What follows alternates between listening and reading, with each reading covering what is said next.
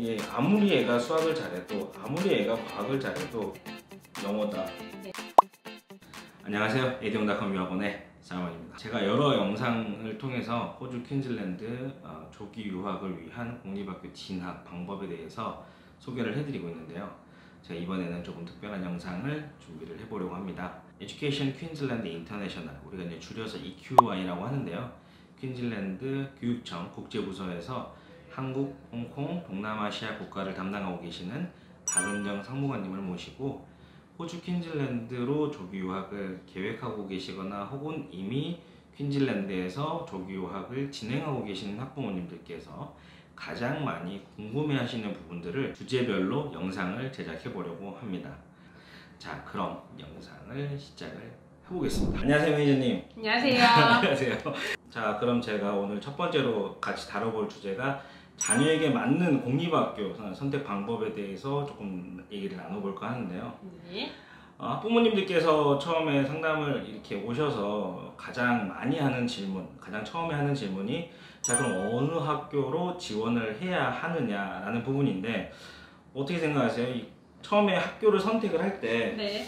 어떻게 선택을 하는 게 가장 학생이나 혹은 학부모님들한테 좀 효율적일까요? 자녀에게 맞는 학교를 선택함에 있어서 우선적으로 고려해야 될 상황은 우리 자녀에게 가장 맞는 학교가 최고로 좋은 학교인데요. 아이들에게 맞는 학교를 찾는다는 게 쉬운 일은 아니지만 자녀분 하나하나가 좋아하는 어떤 방과후 활동뿐만 아니라 과목들 그리고 학교에서 가지고 있는 어떤 시설들을 이제 확인을 해보시면 되는데요. 여기서 초등학생과 중고등학생을 나눠서 이야기하자면 초등학생 같은 경우에는 이제 뭐 체스 클래스가 있다든가 태권도를 제공하는 학교들도 있어요. 방과후에 아니면 수영장이 있는 시설을 가지고 있다든가 테니스 코트를 갖고 있다든가 이런 식으로 다양하게 방과후를 즐길 수 있는 그런 걸 먼저 고려를 하시고 또 꼭 한국하고는 달리 시티하고 시내하고 가까운 거리에 있는 것만이 좋은 학교는 아니에요. 네네. 부모님들이 살고자 하는 엄마가 와서 가디언으로 있는데 살고자 하는 거주 지역이 편리함도 고려를 하셔야 되고요.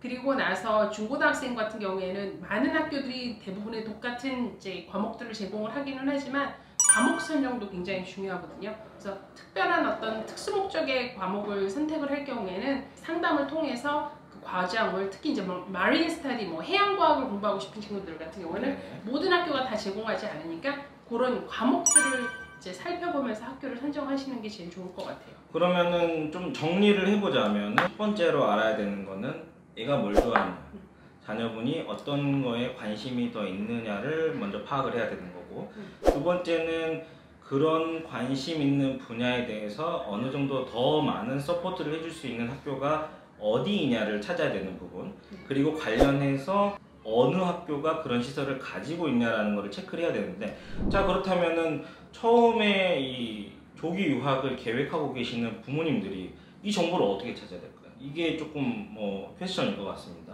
제일 먼저 유학을 가야 되겠다고 생각을 하실 때는요. 네. 아이하고 같이 앉아서 내가 이제 만약에 호주에랑 학교를 가게 된다면 너가 뭘 공부하고 싶고 뭘 하고 싶은지 또 엄마의 욕심이라는 게 또 있어요. 우리 그러면 이제 그런 것들을 생각을 하셔가지고 이제 적으세요. 예를 들어서 한국에서는 음악을 한다고 하면 되게 어렵지만 호주 같은 경우는 학교별로 오케스트라가 있다든가 아니면 우드윈드라가 있어가지고 여러 가지 이제 프로그램을 다양하게 즐길 수가 있는데 이제 그런 과정들을 한 번씩 쭉 적어보시고 나는 그래도 이 정도의 시내에서 한 30분 거리 안에 혹은 한국 사람이나 아시안이 많이 사는 곳에 선호를 한다든가 나의 예산이라든가 그 렌트를 할 경우에 거주지 예산을 좀 짜보신다는 이런 정도의 어떤 아웃라인을 좀 가지고 계신 다음에요. 인터넷에서 검색을 하시면 이제 교육청에서 지정된 유학원들이 있어요. 그래서 유학원들을 이제 방문을 하셔가지고 난 이런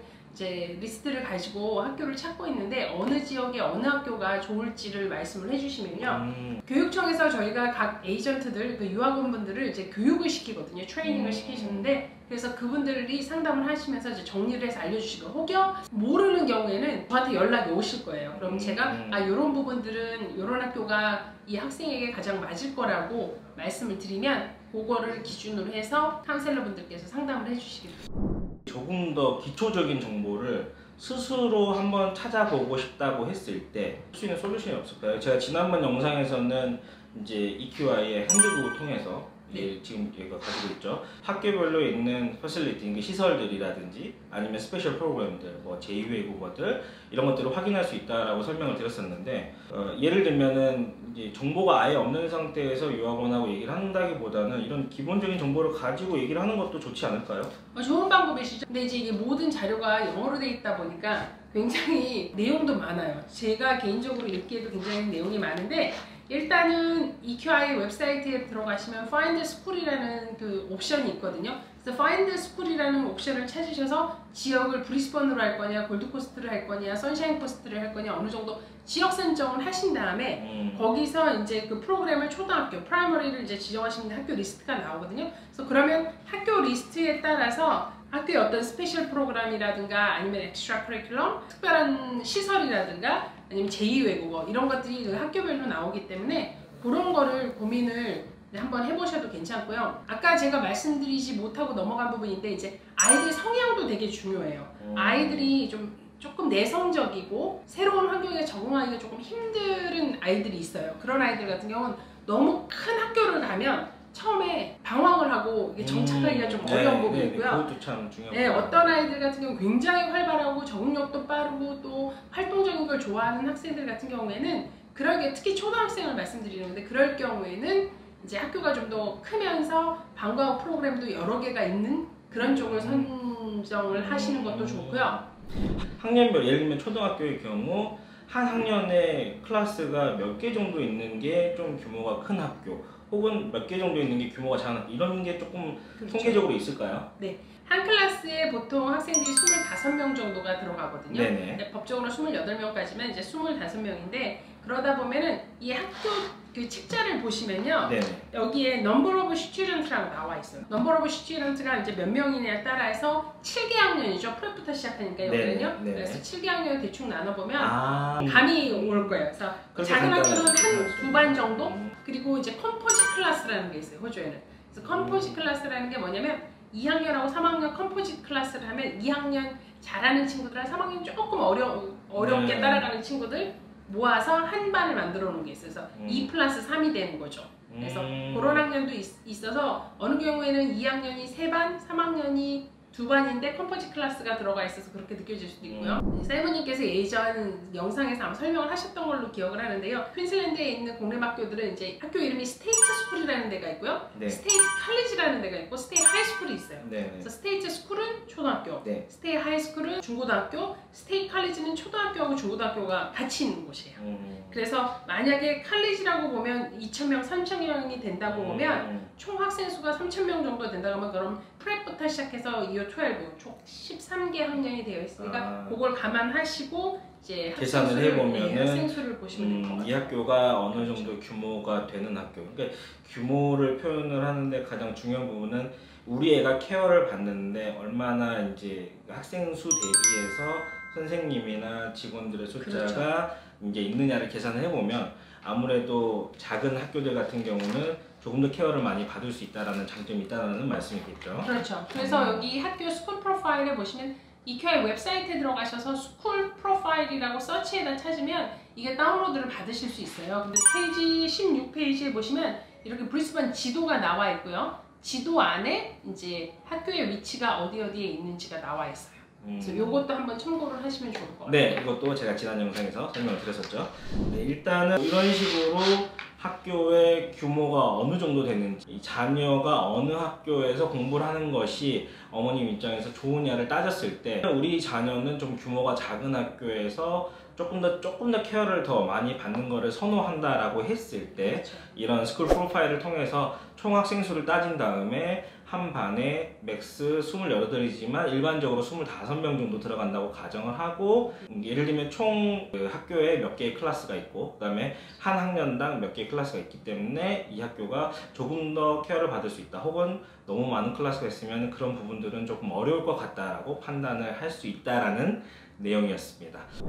지역은 어떻습니까? 이제 중고등학생이 경우에는요, 이제 지역을 선정할 때 대부분이 시내 근처에 있을지 가깝다 그러지만 너무 시내 근처에 있는 학교를 하게 되면 아이들이 이제 이 시내로 나와서 시간들을 많이 보낼 수 있는 것도 있고 한국 친구들하고 어울릴 수 있는 상황들도 있으니까 네네. 살짝 어머님들께서 고민을 해주시는 게 좋고요. 브리스번이 주도이고 대도시이다 보니까 학생들의 선호도가 브리스번으로 훨씬 많은 건 사실이에요. 골드코스트보다. 네네. 골드코스트가 휴양지라는 이미지를 많이 갖고 있는데요. 꼭 그런 것만은 아니고요. 골드코스트 학교든 브리스번 학교든 선샤인 코스트 학교든 공부하고자 하는 과목 선정을 먼저 하시고 지역적으로는 아무래도 선샤인이나 골드코스트에 있는 쪽이 한국 학생이 좀 더 적겠죠. 부모님 중에서 자녀분이 학교를 다니는 데 있어서 한국 학생이 조금은 적은 학교를 선호한다라고 가정을 한다면은 대도시 브리스번보다는 골드코스트나 선샤인 코스트를 선택을 하는 것도 방법 중에 하나라고 말씀하신 부분인 것 같습니다. 학생들이 이제 환경이 변하다 보면 이제 공부하는 방법들도 틀려지고 본인들이 한국에서 조금은 아카데믹한 부분에 있어서 스트레스도 받고 프레셔를 받았던 부분에 달리 여기는 자기주도 학습이 강하다 보니까 가지고 있던 어떤 능력들이 이렇게 표출이 돼서 성적이 잘 받는 경우도 많아요. 근데 그럴 경우에 학교 내 분위기도 상당히 중요하거든요. 그래서 그런 것들은 제가 어느 학교가 다 좋습니다 라고 지금 이 자리에서 말씀드릴 수는 없고 전문가들하고 상담하시면 아마 그 리스트들을 어느 정도 이제 공유를 할 거예요. 그러다 보면 또 특별하게 어느 학교의 학생과 학생들이 굉장히 많이 몰리게 되는 건 사실인데 그래서 해마다 조금 분위기를 봐서 학교를 선정하는 것도 도움을 받으시는 게 좋을 것 같고요. 아카데믹 랭킹이 높은 학교들이 사실 이제 학부모님들께서 가장 먼저 선호하실 수 있는 학교가 될 수 있지 않습니까? 이거에 대해서 장단점이 있을 것 같습니다. 고등학교 역시도 마찬가지인데요. 학생들이 어느 과목을 중요시하고 또 잘하는지에 따라서 학교 선정하는 것도 되게 중요한데 수학, 과학을 좀 더 잘하는 친구들이 있어요. 그런 친구들은 학교별로 수학하고 과학을 엑셀러레이트 혹은 익스텐션 클래스가 있는 학교들이 있어요. 그 학교에 들어가면 그렇게 하는 아이들은 이제 그 반에 배치가 돼서 이제 공부를 할 수가 있거든요. 여기 고등학교 같은 경우에는 한국하고 달리 과목별로 클래스를 움직이면서 다니는 거죠. 우리나라는 한 교실에 학생이 앉아있고 이제 교사가 와서 수업을 하는 반면에 여기는 내 과목, 내가 선정한 타임테이블에 따라 대학처럼 이제 움직이다 보니까 그런 클래스에 들어갈 수 있는 게 있고 또 필름 앤 미디어를 관심 있어 하는 친구들 같은 경우는 학교 내에 그린룸이라 그래서 영상실을 가지고 있는 학교들이 있어요. 그래서 그런 학교들에 가서 그 필름 앤 미디어를 공부하면서 실질적으로 대학에 가서 혹은 이제 미래의 그쪽 방향으로 갈 애들이 미리미리 프로젝트 같은 거라든가 프레젠테이션도 그런 시설 안에서 할 수 있는. 제가 이렇게 수속을 해보면 학생들이 우수한 성적을 가지고 있는 학생들이 있는데 이 학생들이 결과적으로 학교에서 운영을 하고 있는 그 우수반이라고 하는 이런 클래스를 들어가기가 매우 어렵더라고요. 현실적으로 가장 이제 학교장이나 혹은 이제 담당 클래스 선생님들의 의견을 보면 영어다. 예, 아무리 애가 수학을 잘해도 아무리 애가 과학을 잘해도 이거를 영어로 이거를 해결할 수 있는 능력이 없으면 들어갈 수가 없다라는 얘기를 하더라고요. 그런 것만은 아니고요. 이제 수학이나 과학 같은 경우에는 학생들이 처음에는 영어 때문에 조금 힘들어할 수도 있겠지만 결과적으로 한국 학생들 같은 경우는 그쪽에 특출나게 이제 성적을 보여주는 아이들이 많아서 우수반에 들어가 있고요. 자, 그럼 이번 주제가 이제 자녀에게 맞는 공립학교 선택 방법이었는데 이거에 대해서 좀 정리를 좀 해드리도록 하겠습니다. 가장 먼저 필요한 부분은 자녀분이 뭘 좋아하는지에 대해서 혹은 자녀분의 성향에 대해서 알아가는 단계가 제일 중요한 것 같습니다. 두 번째, 그런 부분들을 충족시킬 수 있는 학교가 어딘지 파악하는 게 다음 절차라고 보여지는데요.